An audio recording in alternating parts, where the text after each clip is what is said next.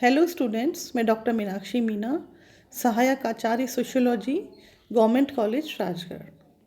आज की ये क्लास आपकी फर्स्ट ईयर की क्लास है। इसमें आपका सब्जेक्ट है भारत में समाज। ये आपका सेकंड पेपर है। आज का हमारा टॉपिक है क्षेत्रीय परिदृश्य का महत्व, significance of field view. Bharat में वैज्ञानिक विधि से क्षेत्रीय अध्ययनों का आरंभ पिछले करीब 60 वर्षों से प्रारंभ हुआ है। प्रोफेसर जीएस घुरिये का समाजशास्त्रीय योगदान अत्यंत महत्वपूर्ण है। ये भारत के प्रथम पीढ़ी के समाजशास्त्रियों में से हैं। प्रोफेसर घुरिये ने अनेक विषयों पर लिखा है। उनकी अध्ययन पद्धति ऐतिहासिक भारत शास्त्रीय पद्धति है। प्रोफेसर घुरिये की प्रमुख कृतियाँ और प्रमुख विचार इस प्रकार हैं। नंबर 1, भारतीय साधु। यह पुस्तक प्रोफेसर घुरिये ने 1964 में प्रकाशित की। इसमें उन्होंने भारत में साधुवाद, साधुओं के उत्थान, इतिहास कार्य एवं वर्तमान में हिंदू साधु संगठनों का उल्लेख किया है। दूसरा है भारत में सामाजिक तनाव। इस पुस्तक में तनाव, संघर्ष, एकीकरण के अर्थ, उनकी सैद्धांतिक एवं व्यावहारिक व्याख्या तथा भारतीय संदर्भ में विश्लेषण प्रस्तुत किया गया है। तीसरा है नगर व सभ्यता। इसमें नगरों के प्राकृतिक इतिहास, अमेरिका व इंग्लैंड के नगरों का इतिहास, भारत में नगरों की स्थिति एवं उनकी वृद्धि, नगर राजधानियों के रूप में तथा विशाल नगरों के रूप का उल्लेख करने के बाद अंतिम 3 अध्यायों में मुंबई नगर के बारे में विस्तार से चर्चा की गई है। चौथा है संस्कृति एवं समाज। इस पुस्तक में जीएस घुरिये ने संस्कृति और समाज के संबंधों का उल्लेख किया है। उन्होंने इस पुस्तक में यह दर्शाने का प्रयत्न किया है कि सामाजिक विघटन के कारण संस्कृति को भी अनेक समस्याओं का सामना करना पड़ रहा है। प्रोफेसर घुरिये की इस पुस्तक का प्रकाशन सन 1963 में हुआ। इसके अंतर्गत हवेली तालुका के 111 गांवों का अध्ययन सम्मिलित है। पांचवा है जाति, वर्ग एवं व्यवसाय। प्रोफेसर घुरिये की यह पुस्तक पूर्व में लिखी गई 2 पुस्तकों कास्ट क्लास इन इंडिया तथा caste and race in India का ही विस्तृत रूप है। जाति प्रथा के लक्षणों, स्वरूपों, विभिन्न युगों में जाति, प्रजाति, जाति के बाहर जाति के तत्वों, जाति की उत्पत्ति, अनुसूचित जातियों, व्यवसाय तथा जाति वर्ग के कार्यों एवं जाति के भविष्य आदि पर चर्चा की गई है। छठा है अनुसूचित जनजातियाँ। प्रोफेसर घुरिये ने द शेड्यूल्ड ट्राइब्स नामक अपनी पुस्तक में भारत की जनजातियों की समस्याओं और उनके समाधान के बारे में विस्तार से चर्चा की है। साथ ही उन्होंने कुछ भारतीय जनजातियों के सामाजिक संगठन, परिवार, विवाह, नातेदारी, धर्म आदि के बारे में भी पूर्ण ब्यौरा प्रस्तुत किया है। घुरिये का मत है कि आदिम जातियां हिंदू समाज का ही एक अंग है। ये पिछड़े हुए हिंदू हैं, अतः इनकी सभी सांस्कृतिक, सामाजिक, आर्थिक, सामाजिक समस्याओं का समाधान हिंदू समाज के साथ आत्मसात में ही निहित है। प्रोफेसर घुरिये की समाजशास्त्रीय जगत को देन।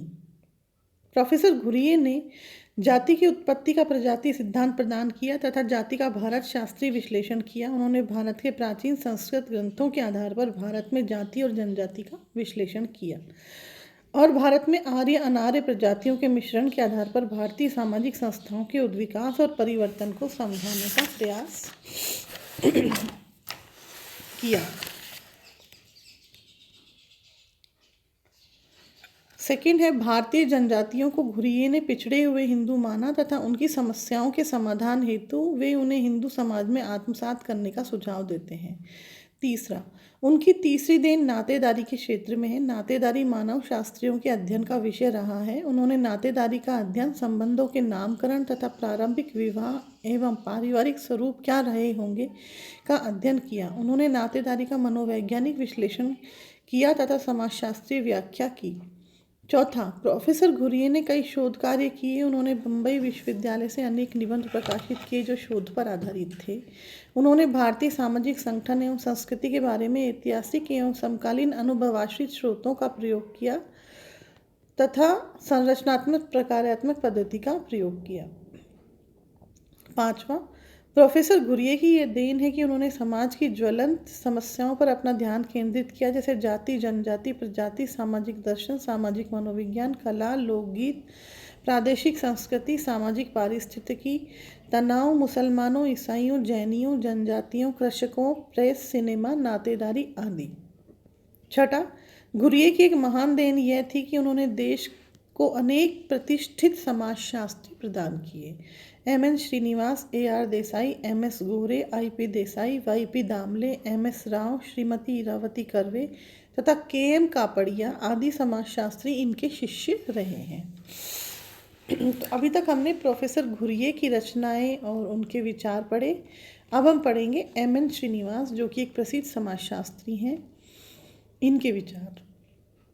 एम.एन. श्रीनिवास ने क्षेत्रीय अध्ययनों में विशेष रुचि ली। क्षेत्रीय कार्य के आधार पर संस्कृतिकरण एवं पश्चिमीकरण की अवधारणा प्रस्तुत की। पहला है संस्कृतिकरण। Doctor M.N.. श्रीनिवास ने दक्षिण भारत के कुर्ग लोगों के सामाजिक व धार्मिक जीवन के विश्लेषण में संस्कृतिकरण शब्द को काम में लिया। उन्होंने स्पष्ट किया कि जब एक निम्न जनजाति एक या दो पीढ़ी में शाकाहारी रहकर, मद्यपान छोड़कर, अपने कर्मकांड व देवगण का संस्कृतिकरण कर संस्तरण की प्रणाली में अपनी स्थिति उठाने में समर्थ हो जाती है, तो इस प्रक्रिया को उन्होंने संस्कृतिकरण नाम दिया। अपनी पुस्तक religion and society among Coorg of south India में संस्कृति प्रत्यय का इन्होंने प्रयोग किया। इनकी दूसरी अवधारणा है पश्चिमीकरण। पश्चिमीकरण की अवधारणा के अंतर्गत भारत में होने वाले सभी परिवर्तन व संस्थात्मक नवीनताएं आ जाती हैं जो इस देश में पश्चिमी देशों, प्रमुखतः इंग्लैंड के राजनीतिक व सांस्कृतिक संपर्क के कारण आए हैं। पश्चिमीकरण का तात्पर्य विविध प्रकार के परिवर्तनों से है, जैसे वस्त्र, भोजन, खाने पीने के तरीके, वैचारिकी, मूल्यों, रहन सहन के ढंग आदि में परिवर्तन आदि।